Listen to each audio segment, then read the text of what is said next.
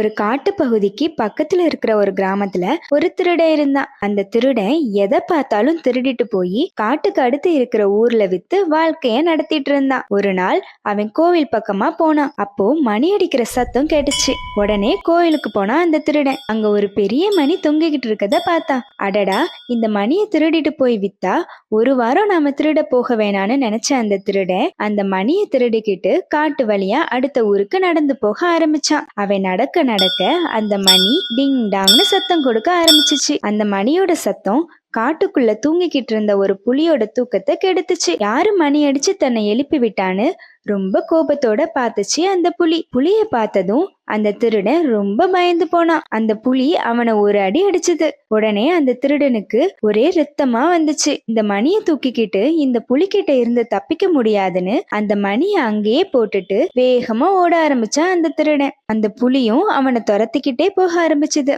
அப்பதான் ஒரு குரங்கு கூட்டம் அந்த பக்கமா வந்துச்சுங்க. அந்த குரங்கு கூட்டம் அந்த மணியை பார்த்ததும் அதை எடுத்து அடிச்சு சத்தம் வர வச்சு பார்த்துச்சுங்க. அந்த மணியோட டிங்டாங் சத்தம் அந்த குரங்குகளுக்கு ரொம்ப பிடிச்சு போச்சு. அதனால அதுங்க எல்லாம் ஒன்னா சேர்ந்து அந்த மணியை எடுத்துக்கிட்டு தாங்க வாழுற பெரிய மரத்துக்கு போச்சுங்க. அந்த மரம் ஊருக்கு பக்கத்துல இருக்கிற காட்டு பகுதியில இருந்ததால ஒவ்வொரு தடவை மணி அடிக்கும் போதும் அது ஊர்க்காரங்களுக்கு கேட்டுச்சு. திடீர்னு காட்டுக்குள்ள இருந்து மணி சத்தம் தொடர்ந்து கேட்டதால ஊர் மக்கள் எல்லாரும் ரொம்ப பயந்து போனாங்க. இரவு பகல்னு தொடர்ந்து மணி சத்தம் கேட்டதால ஊர் மக்கள் எல்லாரும் அந்த நாட்டை ஆண்ட ராஜா கிட்ட போய் சொன்னாங்க. அந்த ராஜா சொன்னாரு, இந்த பிரச்சனைக்கு யார் காரணம்னு கண்டுபிடிச்சி அந்த மணி சத்தத்தை நிறுத்துறவங்களுக்கு நிறைய பரிசு கொடுக்கறேன்னு எல்லார்கிட்டையும் சொன்னாரு. இத கேட்ட ஒரு பாட்டி தைரியத்தோட காட்டுக்குள்ள போனாங்க. அங்க அந்த குரங்குகள் எல்லாம் மணியை வச்சு விளையாண்டுட்டு இருக்கத பார்த்தாங்க.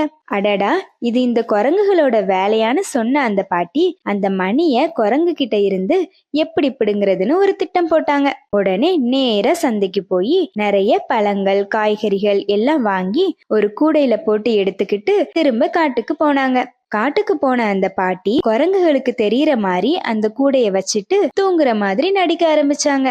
அந்த கூடைய பார்த்த குரங்கு எல்லாம் மெதுவா மரத்துல இருந்து ஒவ்வொன்னா இறங்கி வந்து பார்த்துச்சுங்க.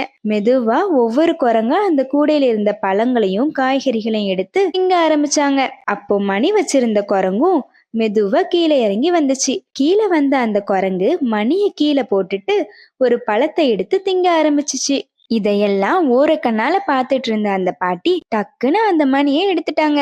மணியை எடுத்த பாட்டி நேரா அரசர்கிட்ட போய் நடந்ததையெல்லாம் சொன்னாங்க. தைரியத்தோடையும் புத்திசாலித்தனத்தோடையும் மணியை எடுத்துட்டு வந்து பிரச்சனையை தீர்த்த அந்த பாட்டிக்கு நிறைய பரிசு கொடுத்தாரு அந்த ராஜா.